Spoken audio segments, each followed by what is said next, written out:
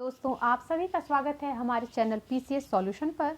और अपने आज के इस वीडियो में हम मॉडर्न इंडियन हिस्ट्री के एक बहुत ही इम्पॉर्टेंट टॉपिक पूना पैक्ट और कम्युनल अवार्ड पर चर्चा करने वाले हैं।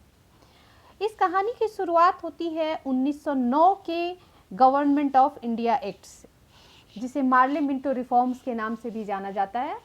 दरअसल 1906 में मुस्लिम लीग की स्थापना के साथ ही उन्होंने मुसलमानों के लिए अलग निर्वाचक मंडल की मांग रखनी शुरू कर दी थी। इसका अलग निर्वाचक मंडल से तात्पर्य यह है कि वह उन इलाकों में जहां मुस्लिम बहुल आबादी रहती थी, उन इलाकों में वह चाहते थे कि मुस्लिम ही उन इलाकों के लोगों का प्रतिनिधित्व करें और उनको जो चुनने वाले लोग हैं, उनका जो इलेक्टोरिएट होगा, जो निर्वाचक मंडल होगा, वह भी मुसलमानों से ही बनाया जाए। तो उनकी इस मांग को 1909 की जो गवर्नमेंट ऑफ इंडिया एक्ट था, मार्ले मिंटो रिफॉर्म्स, उसमें मान लिया गया और मुसलमानों के लिए पृथक निर्वाचक मंडल की व्यवस्था कर दी गई। इसके पश्चात अन्य जो अल्पसंख्यक वर्ग थे, उन्होंने भी इस मांग को उठाना शुरू कर दिया और इसके 10 वर्षों बाद अर्थात गवर्नमेंट ऑफ इंडिया एक्ट 1919, जिसे हम मॉन्टेग्यू चेम्सफोर्ड सुधारों के नाम से भी जानते हैं, उसमें बाकी जो अल्पसंख्यक वर्ग थे, सिख, क्रिश्चियन, इस एंग्लो इंडियन, इन लोगों के लिए भी अलग निर्वाचक मंडल की जो व्यवस्था थी वह कर दी गई। इसके पश्चात 10 सालों के गवर्नमेंट ऑफ इंडिया एक्ट 1919 के 10 वर्षों के बाद इसी एक्ट में यह व्यवस्था की गई थी कि इसके 10 वर्षों के बाद एक अन्य आयोग भारत आएगा जो यहाँ के प्रशासनिक सुधारों का अध्ययन करेगा एवं अन्य मामलों पर भी अपनी रिपोर्ट सौंपेगा। लेकिन इस आयोग को समय से पूर्व ही अर्थात 1929 की जगह 1927 में ही भारत भेज दिया गया। यह एक 7 सदस्यीय आयोग था और इसकी जो अध्यक्षता थे जॉन साइमन कर रहे थे। इसी कारण इस आयोग को साइमन आयोग के नाम से जाना जाता है। इस आयोग को श्वेत कमीशन या व्हाइट कमीशन के नाम से भी जानते हैं, क्योंकि इसके जो जितने भी सदस्य थे सभी भारतीय सदस्य जितने भी सदस्य थे सभी अंग्रेज सदस्य थे। इसमें किसी भी भारतीय को शामिल नहीं किया गया था। इस कारण से प्रायः सभी भारतीय दलों ने इसका बहिष्कार किया था। कांग्रेस, मुस्लिम लीग सभी इसका बहिष्कार कर रहे थे।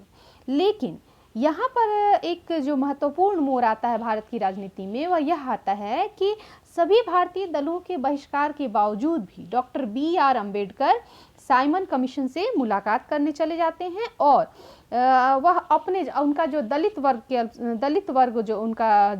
का जिसका वह प्रतिनिधित्व करते थे, वह उनके लिए पृथक निर्वाचक मंडल की मांग रखते हैं। साइमन कमीशन से उनकी इस मुलाकात का भारत में काफ़ी विरोध होता है, क्योंकि प्रायः सभी दलों ने इस कमीशन का बहिष्कार किया था। फिर भी डॉक्टर BR अम्बेडकर उस आयोग से मिलते हैं और दलित वर्ग के लिए पृथक निर्वाचक मंडल की जो मांग है उसके समक्ष रखते हैं। इसके बाद 1930 में ये जो आयोग है अपनी रिपोर्ट सौंप देता है। तो साइमन कमीशन के जो रिपोर्ट थे उनका अध्ययन करने के लिए और भारत में प्रशासनिक सुधारों की दिशा में कदम बढ़ाने के उद्देश्य से ब्रिटेन में 3 गोलमेज सम्मेलनों के आयोजन का निश्चय किया जाता है। तो जो पहला गोलमेज सम्मेलन था यह नवंबर 1930 से जनवरी 1931, दूसरा गोलमेज सम्मेलन सितंबर 1931 से दिसंबर 1931 और तृतीय गोलमेज सम्मेलन नवंबर 1932 से दिसंबर 1932 तक आयोजित किया गया था। ये गोलमेज सम्मेलन पर अगर आप डिटेल में हमारी वीडियो देखना चाहते हैं तो हमारे चैनल की प्लेलिस्ट में जाकर के आप उसे देख सकते हैं। वहाँ हमने गोलमेज सम्मेलन पर काफ़ी विस्तार से चर्चा की है। तो यहाँ हम बात कर रहे हैं द्वितीय गोलमेज सम्मेलन की। ये जो द्वितीय गोलमेज सम्मेलन था, यहाँ अंबेडकर और जो अन्य अल्पसंख्यक समुदाय थे, यहाँ इन्होंने पुनः अपने लिए पृथक निर्वाचक मंडल की मांग रखी, जबकि महात्मा गांधी ने इसका विरोध किया। महात्मा गांधी इस सम्मेलन में भारत के प्रशासनिक सुधारों की दिशा से एक उत्तरदायी शासन की स्थापना हो, इस उद्देश्य से कांग्रेस के एकमात्र प्रतिनिधि के रूप में इस सम्मेलन में शामिल हुए थे, जबकि यहाँ बाकी जो जितने भी लोग थे, डॉक्टर अम्बेडकर और अन्य समुदाय के लोग, यहाँ अपनी अपनी मांगों को लेकर के आए थे। इस तरह से आपस में इन लोगों में ही काफ़ी विरोधाभास हो गया। तो इस प्रकार ये जो सम्मेलन था, गोलमेज सम्मेलन, बिना किसी स्पष्ट निर्णय के ही समाप्त होने की कगार पर आ गया और सम्मेलन के अंत में जो तत्कालीन ब्रिटिश प्रधानमंत्री थे रैमजे मैकडोनाल्ड, इन्होंने कहा कि यदि भारतीय अपनी इन आपसी समस्याओं को नहीं सुलझा पाते हैं तो ब्रिटिश गवर्नमेंट एक कम्युनल अवार्ड की घोषणा करेगी। और इस प्रकार ये जो द्वितीय गोलमेज सम्मेलन था बिना किसी निर्णय के ही समाप्त हो जाता है। गांधी जी 28 दिसंबर 1931 को सम्मेलन से निराश होकर के खाली हाथ द्वितीय गोलमेज सम्मेलन से लौट आते हैं और पुनः सभी ने अवज्ञा आंदोलन प्रारंभ करने का निश्चय करते हैं। लेकिन तब तक भारत में परिस्थितियां बदल चुकी थी। नए वायसराय लॉर्ड वेलिंगटन, जो कि काफ़ी होशियार कह सकते हैं या काफ़ी एक्टिव वायसराय थे, इन्होंने आंदोलन के शुरू होने के पहले ही कांग्रेस के सभी बड़े नेताओं को जेल में डाल दिया, जिनमें गांधी जी को भी जेल में डाला गया 4 जनवरी 1932 को, और इन्हें पुणे के यरवदा जेल में रखा गया था। यह जो यरवदा जेल है इसका नाम हम याद रखेंगे क्योंकि काफ़ी परीक्षाओं में यह पूछा गया है कि गांधी जी को 4 जनवरी 1932 को किस जेल में डाला गया था, तो पुणे के यरवदा जेल में। इसके बाद 16 अगस्त 1932 को ब्रिटिश प्रधानमंत्री जो थे रैमजे मैकडोनाल्ड, इन्होंने ब्रिटिश पार्लियामेंट में सांप्रदायिक अधिनिर्णय या कम्युनल अवार्ड की घोषणा कर दी। जैसा कि उन्होंने पहले ही कहा था कि अगर भारतीय आपसी मतभेदों को नहीं सुलझाएंगे तो हम एक कम्युनल अवार्ड की घोषणा कर देंगे, तो ऐसा उन्होंने कर दिया और 16 अगस्त 1932 के दिन कम्युनल अवार्ड की घोषणा कर दी गई। अब इस कम्युनल अवार्ड में क्या क्या व्यवस्थाएं की गई थी, तो सबसे पहले केंद्रीय व्यवस्थापिकाओं की जो संख्या थी, सदस्यों की संख्या थी, उसको बढ़ाकर दुगना कर दिया गया। प्रांतीय व्यवस्थापिकाओं की जो संख्या थी उसको दुगुना कर दिया गया। इसके बाद अल्पसंख्यकों के लिए अलग निर्वाचक मंडल की व्यवस्था कर दी गई। इन अल्पसंख्यकों में सिख, भारतीय क्रिश्चियन, एंग्लो इंडियन और यूरोपीय लोगों को शामिल किया गया था।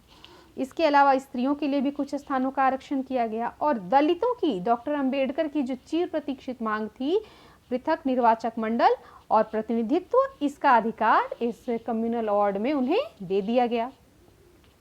अब गांधी जी को जब यह पता चलता है जेल में रहने के दौरान ही जब उन्हें इस कम्युनल अवार्ड की घोषणा की पता चलता है तो वह इसका घोर विरोध करते हैं।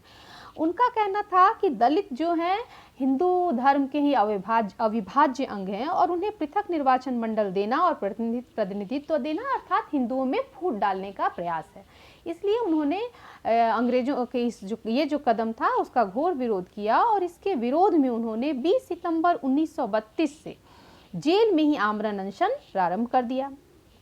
अब गांधी जी जो थे इस समय काफ़ी वृद्ध थे और इनकी जो स्थिति कमज़ोर भी थे, तो इनकी स्थिति दिन पर दिन बिगड़ने लगी। गांधी जी की बिगड़ती हुई स्थिति को देखते हुए पंडित मदन मोहन मालवीय, सी राजगोपालाचारी और तेज बहादुर सप्रू जैसे नेताओं ने मध्यस्थता की और डॉक्टर BR अम्बेडकर को समझाने का इन लोगों ने प्रयास किया। हालांकि अम्बेडकर इस बात पर राजी नहीं हो रहे थे गांधी जी से मिलने या उनसे किसी भी प्रकार के समझौते के लिए, लेकिन काफ़ी भारी दबाव के बाद, इन लोगों की मध्यस्थता के बाद जन समूह का भी काफ़ी दबाव था क्योंकि गांधी जी काफ़ी लोकप्रिय नेता थे। डॉक्टर BR अम्बेडकर ने गांधी जी से मिलना स्वीकार किया और अंततः 24 सितंबर 1932 को गांधी जी और डॉक्टर अम्बेडकर के बीच यरवदा जेल में एक समझौता होता है जिसे पूना पैक्ट के नाम से जाना जाता है।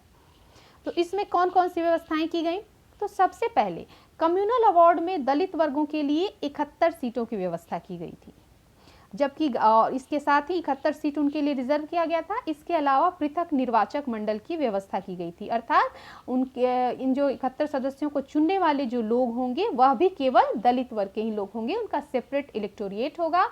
तो गांधी जी ने इस व्यवस्था को भंग करवाया और उनके लिए जो आरक्षित सीटों की संख्या थी, रिजर्व सीटों की संख्या थी, 71 से बढ़ा करके 141 करवा दी। अर्थात रिजर्व सीटों की संख्या तो गांधी जी ने बढ़वा के 71 से 148 कर दी, लेकिन जो पृथक निर्वाचक मंडल था जिसे गांधी जी हिंदू धर्म में फूट डालने की कोशिश के तौर पर देख रहे थे, इसे इन्होंने भंग करवा दिया। इसके अलावा दलित वर्ग के लोगों की सामान्य सीटों से भी लड़ सकने की जो व्यवस्था कम्युनल अवार्ड में रखी गई थी उसे इस पूना पैक्ट में भी वैसा ही कायम रखा गया, अर्थात इन 148 सीटों के अलावा भी दलित वर्ग के लोग सामान्य वर्ग की सीटों से भी खड़े हो सकते हैं। कम्युनल अवार्ड में आरक्षण की जो व्यवस्था थी 25 वर्षों के लिए लागू की गई थी। जबकि पूना पैक्ट में इसे 10 वर्षों के लिए कर दिया गया था। इसके अलावा केंद्रीय व्यवस्थापिकाओं में भी 19% सीटों को आरक्षित कर दिया गया दलितों के लिए। अब ये जो पूना पैक्ट था, इस पर हिंदू महासभा ने भी अपनी सहमति दी और ब्रिटिश सरकार ने भी इस पर अपनी मुहर लगा दी। इस प्रकार यह पूना पैक्ट जो था लागू हो गया। तो यह था मॉडर्न इंडियन हिस्ट्री का एक बहुत ही इम्पोर्टेंट टॉपिक, पूना पैक्ट और कम्युनल अवार्ड। आशा करते हैं हमारा आज का यह वीडियो आपको पसंद आया होगा। अगर आपको हमारा यह वीडियो अच्छा लगा तो इसे ज़्यादा से ज़्यादा संख्या में लाइक करें और शेयर करें। साथ ही अगर आप हमारे चैनल पर नए हैं तो इसे सब्सक्राइब करना ना भूलें। तो चलिए मिलते हैं अपने अगले वीडियो में, तब तक के लिए धन्यवाद।